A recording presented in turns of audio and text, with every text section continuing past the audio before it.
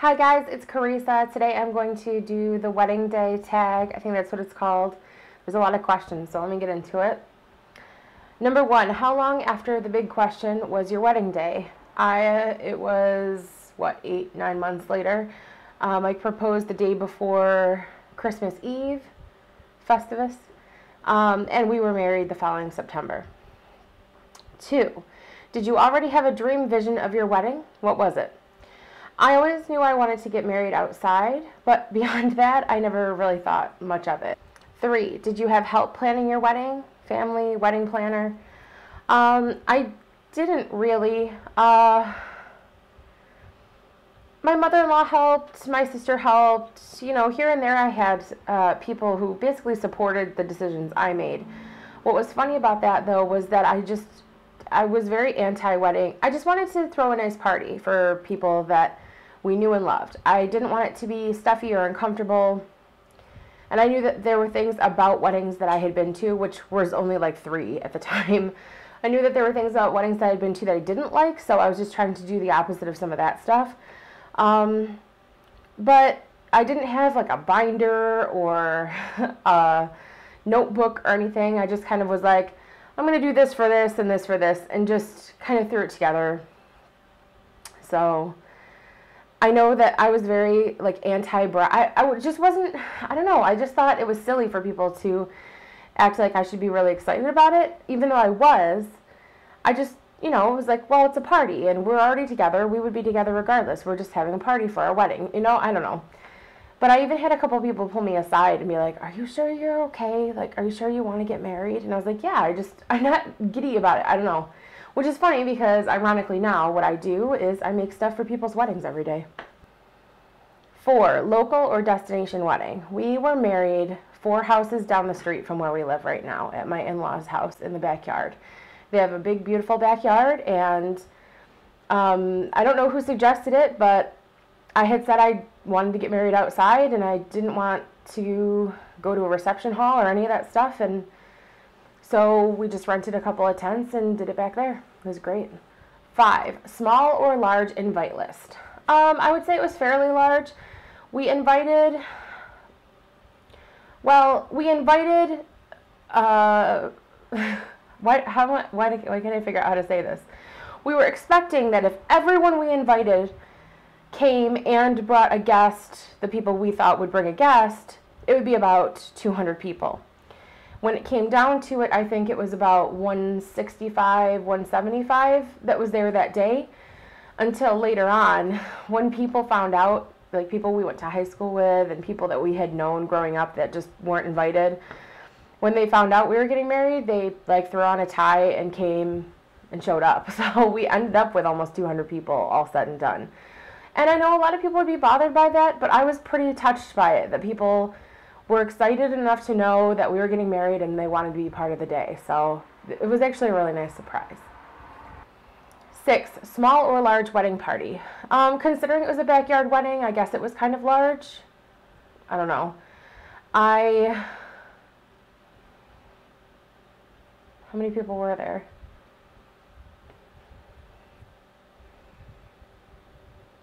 4? Wow, I'm really embarrassed right now. I can't remember how many people were in my wedding party. It was 4, right? 7, wedding colors. My wedding colors were basically light blue, like a sky blue, and that's mainly just because the only dress I found when I was looking online for dresses, I mean, this is back before Pinterest and wedding reality shows and all that stuff. I wanted something very simple, and in fact, I kind of liked the idea of just getting a strapless white A-line dress with nothing on it, but that's really hard to find, and actually some of those really plain styles are just as expensive, if not more expensive, than the ones that have more detail to them. I'll never understand it. But I found a dress online that I thought, that's really pretty and different, and it was kind of like what I just explained, white satin, very, very smooth A-line. I just thought about, if Mike's going to be dancing with me and hugging me and taking pictures, I didn't want it to be all beaded and have him feel like he couldn't touch me or hug me. I want it to be really nice and smooth. And it had a fold over on the top with that light blue coloring, which ended up being a very popular thing that year and years after. Having color on your wedding dress ended up being a very big deal. So I thought it was so unique at the time, but it turned out to be a major trend, which I don't mind, but I started getting mad, you know, a few years after that when women were getting married and they would have like red on their dress or something. They're like, I did that first. Everybody's got to have color on their dresses now. I was so mad. But I used that as my wedding color. 8, indoors, outdoors. I already said it was outdoors. 9, religious or non-denominational. Neither of us are religious. And I very much did not want a religious ceremony. I wanted it to just be us in nature. It was perfect. We had a judge from the town come and marry us, but it was Labor Day weekend, so he practically ran past us down the aisle after he announced us as a couple because there was a golf tournament he wanted to go play in, and like someone had to stop him to pay him. That's how fast he was trying to get out of there. So sorry about that, sir, Your Honor, whatever. 10, write your own vows. We did not. Although that's something that I feel like would have been more me to do it. I was working 60 hours a week at the time, and Mike was working almost as much, and I was very stressed out about work, and I was trying to be so relaxed about the wedding itself that I thought if I come down to it before the wedding and have time, maybe I will do that. But I didn't want to put Mike on the spot, and I thought anything that we would want to have to say as vows could be something that we could privately say to each other. I don't know, I just didn't feel like it was a stress that was worth adding, so we just did a traditional, whatever it was. Mike did say with this wing, though, which I know he's so embarrassed by, but it's really cute. He was really, really nervous, and when he said with this ring, he said with this wing, like Elmer Fudd. 11, saw each other before the ceremony. Absolutely. My aunt paid for, very graciously, oh my goodness, she paid for a hotel room for 2 nights at this beautiful hotel near where I live. Well, it was like 20 minutes away from the ceremony and everything. So that the night before the wedding, I could stay there with the wedding party, and the night of the wedding, I could stay there with Mike. And I had my bridal party there, and one of the girls was from out of town, and she brought a guy she was dating at the time, and I said, why don't you just have him sleep at the hotel with us? And I told my sister she was dating, who was now my brother-in-law at the time, and he was in our wedding also. I was like, just call Mike, have him come over, and I refused. Initially I was going to just have Mike stay at our apartment. We had gotten an apartment about 2 months before our wedding, and it was the first time we had been living together. And I just kept thinking, there is nothing that I would hate more about all of this than going into this day having slept without him the night before. It just didn't feel right. So I called him, and he was like, are you sure? You know, are you sure? I was like, nothing else about this wedding is traditional. Just please come and sleep in the bed with me. You can leave in the morning and I'll get ready. And I don't regret it at all. I would not have slept well if he wasn't there. 12, photographer, videographer. I do regret not getting a videographer, but just because of the kind of money we were making at the time, and we didn't really have a wedding budget per se, but our in-laws were paying, my in-laws were paying for so much of it that I just felt like it was something that I could do away with, except it was before cell phone cameras really, and like, it was before cell phone cameras. It was like there was no cell phone cameras. People didn't really have, if people had recording devices, they were like the tape recorders. Do you know what I'm saying? What are those called? VHS recorders, like on the shoulder, the camcorder. One person took a video of our ceremony, and the tape or the camera died halfway through, and I have yet to see it because I haven't converted it from VHS. And so I'm kind of sad, but I know that if I find that somewhere, I can probably have that done. I do wish we had paid for some kind of videographer. However, our photographer was amazing. I wanted a photojournalist style photographer. I kept seeing what was, okay, I'm really sorry if you have pictures like this, and if you have them, maybe they're done better than what I had seen. Maybe they're more tasteful or something. Please don't take offense to this. But what seemed really popular the year that I was getting married was for photographers to do really heavily posed photography where everyone just looked super uncomfortable and unnatural. And this one thing that seemed to be like a main piece of advertising for most wedding photographers, so they were all like, look, I do the creepy stare photo, was where there's a picture of a bride and then there's a picture of a groom standing like 10 feet behind her looking at her adoringly, like on a staircase or behind a bush or something. And I'm sorry, it just looked so creepy to me and unnatural. And I thought, or it would be like the groom would be superimposed or like photoshopped into the image, like she's thinking of him or like he's thinking of her, and like his head was floating next to her.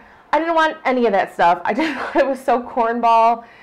And Mike is really, I don't know if you know the episode of Friends where Monica and Chandler have to get their engagement photos or something taken, and Chandler can't smile. That was the biggest joke ever, because every time Mike and I would try and take a photo together, we don't have engagement photos, mainly because for some reason he's so handsome, and then when you put a camera in front of his face, he does something that just doesn't compute. And it's like, did you have gas that day? Like, what's wrong with your face? So I also didn't want to make him uncomfortable, and I just thought, I want a photographer that's taking pictures of how things were and how things looked and have very little of it be posed. And the photos that were posed came out just as crappy as I thought they could. And the photos that he took otherwise I thought were really great, because it just captured the day in a very natural, organic way without looking like, put your hand right here and, you know. Okay, I'll pick on myself too. I also do this thing. My sister and I have joked about it called the claw. I do this weird thing with my hands where when I'm getting my picture taken, I've done it since I was a kid, I'll look calm and like pose naturally, but then my hand will be like, you know, my fingers will be all crooked like this, like I'm holding all this tension. Not that I pose like this, but you know, if my hands are down at my side or wherever they are, they look really unnatural. And I did do that a couple of times in some of the posed photos. 13, transportation to and from the wedding. To the wedding, and I feel bad, I don't remember who footed the bill for this, but someone paid for us to ride in a limo from the hotel we were staying in to my mother-in-law, to my in-laws' house, the bridal party. And the guys got ready at Mike's parents' house. So someone very graciously paid for that, and I don't recall who did, but it was really nice. I didn't wear my dress. I got in a slip, and I just laid my dress across my lap so it wouldn't have big creases in it. And I just got into it when I got there. 14, something old, new, borrowed, and blue. I don't think that I purposely tried to have things for that. 15, wedding dress style. Like I said, it was a very simple style, and it had color on the front and down the back. It had a little bit of embroidery on the bottom, which I really could have done without. I wanted it really super sleek and plain, but it was already on there. I found it on a website, and the website said there was one store in my city that carried it. I went to that city. They had a shop minimum, which was $500. And I didn't have a budget for my dress, but I didn't want to spend more than that. And they said, yes, we have it. I tried it on. It didn't really fit because it was a floor model, so they had to kind of pin it on me. And I was like, yeah, this is it. But it felt too easy. So she brought in a fully beaded, gorgeous, fully beaded, like slip dress type of thing. It must have weighed 20 pounds. And she put it on me, and it zipped right up, and it fit like I could have walked out of there in it that day, you know. But it was $1,200. And as I'm standing there getting nervous, like, am I not making a big enough deal out of this? Should I have something a little bit more substantial? My sister's like, you're getting married in a backyard. You only like that dress because it fits. Take it off. Who do you think you are? It was so funny. So I was like, yeah, you're right. But Mike's favorite color has always been like some form of blue, and I've always liked like blue colors, so it was only fitting. It was that woman was just trying to sell me a more expensive dress. 16, describe your bouquet. A disaster.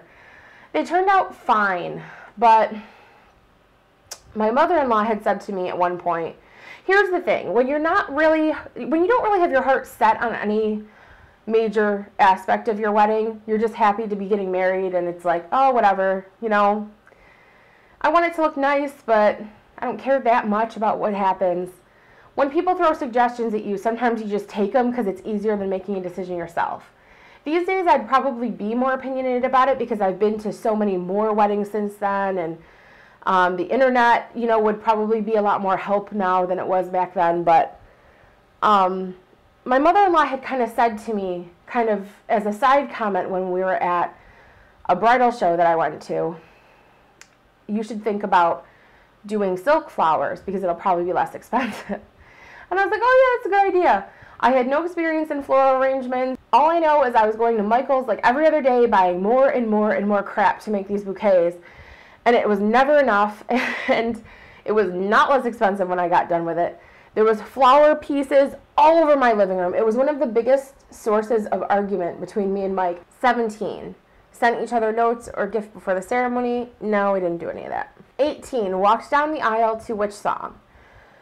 My wedding party walked down the aisle to You and Me by Lifehouse, which was a song I'd only heard a couple of times when I decided that I wanted to use it for the ceremony. I thought it was so sweet and so fitting, and little did I know that between the time I picked it in probably, I don't know, the early spring to the time my wedding was, it would become a song that was played on the radio every hour, and it was incredibly popular by the time my wedding came around, which I guess was better because people knew what the song was. But I just thought, oh, I'm going to get sick of this song. But I couldn't think of anything that I liked as well. I don't even think Mike really liked it, but that's what I used. And then I walked down, after that song ended, I walked down the aisle to Canon and D. And then when we walked back down the aisle after we were announced, I had them play As by Stevie Wonder, which is one of our favorite songs. Or I guess I should say, we tried to walk back down the aisle to As by Stevie Wonder, with the judge bursting between us to get to his golf tournament. 19, did the ceremony go as planned?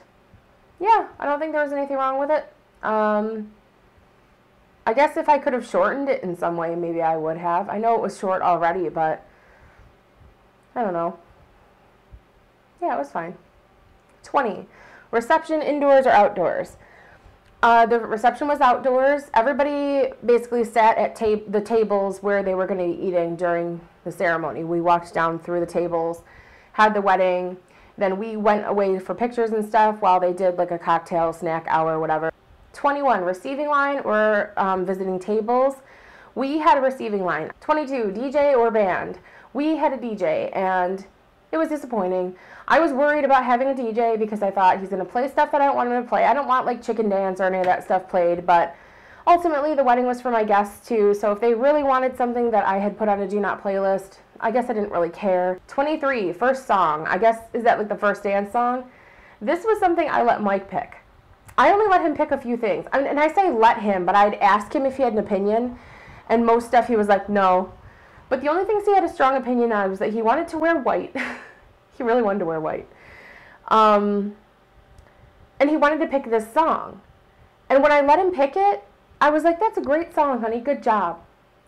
Well, this is my biggest piece of advice to anyone planning a wedding. And I sat for countless hours, well, I should say it was probably like an hour, with my sister going through music before her wedding saying, that song's too long, pick another song.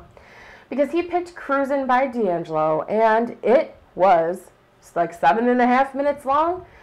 Now, in this day and age, we could probably get something edited down shorter, or we could have had them faded out halfway through or something, but people don't want to watch you dance for over 7 minutes. They just don't. People were just walking away because it's so long. And we don't even dance properly, so it was just like watching a couple of middle schoolers sway back and forth to a song that felt like an eternity. So keep it 3 minutes. Keep it 4 minutes or less, but anything shorter than that would be perfect because it's too long. It's too long. Describe your cake or dessert, and did you cake in the face?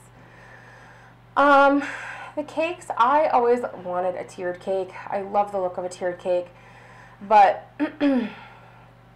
because it was being done in a backyard and we didn't really have a staff to cut it and serve it properly, I don't know, I got a little bit nervous at the thought of a tiered cake. And my mother-in-law had said that she really liked the look of the separated tiers, like the satellite cake. Being that I'm kind of clumsy and being that it was going to be warm outside, and I don't know, I just thought that's probably a good idea.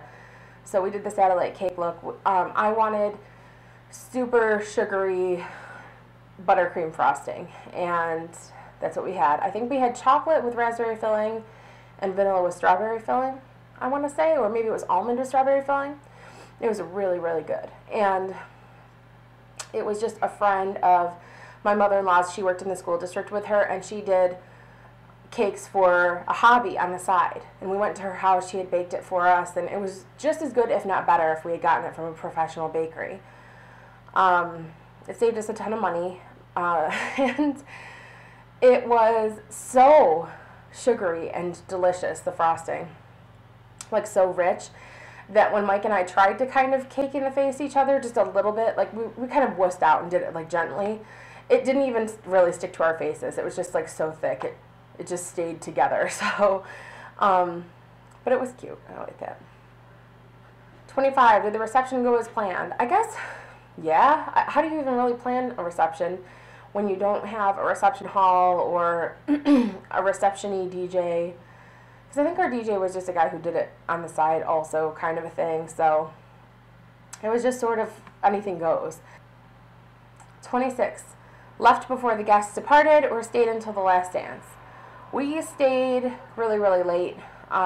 We did leave before a few people, but it was just kind of some of our friends that were still sort of hanging out and drinking and stuff. I'm pretty sure that the DJ had left by then and stuff, but we stayed pretty late. It was like midnight. 27, honeymoon. Yes, we did, and I'm so glad we did it the way we did. We planned our honeymoon for about a month after the wedding. It might have been like a month and a half or 2 after the wedding. And that was great because it gave us something to look forward to. Post-wedding blues are no joke, because even when you're very detached from all of the planning and everything the way that I was and very kind of blah about it, there is something really depressing about the time after a wedding. So it also gave us a chance to get over being sick, because we both got super, super sick the day after our wedding. I could feel it coming on all week. I was popping vitamin C. I had kind of that just lump in my throat feeling and the pins and needles in my back, like I was going to be sick any day. And sure enough, the day after the wedding, we both came down with it real bad. 28, your biggest expense of the day, and was it worth it? I think it was the photographer, and it was totally worth it to me because I was happy with the photos. We didn't buy a photo package. We basically paid for him to be there, take the pictures, and give us the proofs. And he gave us the rights to our own photos, so we got a CD with the pictures on them. And I never got them professionally printed. I just had them printed at Walmart and threw them in albums that I got at Target. That really wasn't a big deal to me. I didn't really want anything hanging on the walls or anything like that. I don't know. That's just me. So someday if we want to, we do have all of the images, but I think it was totally worth the expense. 29, worst and best moment of the day. The worst moment was probably, other than us both feeling like we were about to get sick all day, was just before we walked down the aisle. I had asked my grandmother, my mother's mother, to walk me down the aisle, and my mom. So they were both going to just be walking slightly behind me. I know that might be strange, but it was the only way we'd all fit down the aisle. But I wanted my grandmother to walk me down the aisle, and she had a condition where her skin was very thin, and she would bleed really easily. She would bruise and bleed really easily, and something happened where she must have bumped her forearm before we walked down the aisle, and she started bleeding, and I just felt really bad for her. I didn't want her to feel like she was scared that she was causing any problem or ruining anything, or if she felt embarrassed or any of that. I just didn't. It was just one of those moments that just stops your heart. You know, it just makes you feel so awful that it happened. But she was okay. You know, we cleaned her up and made sure she was okay to walk down the aisle. It didn't even really hurt. It was just something that happened to her a lot, and it was mostly on her forearms.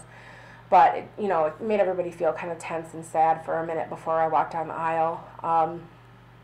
And the best moment of the day, other than just the end result of marrying my husband, but at one point during the reception, after everyone said their toasts, my brother-in-law, Mike's brother, had a really funny speech, and my sister had one that made everybody cry, and Then Mike went up there, totally unexpected, and basically just told everyone how much he loved me, and it was just, it was wonderful.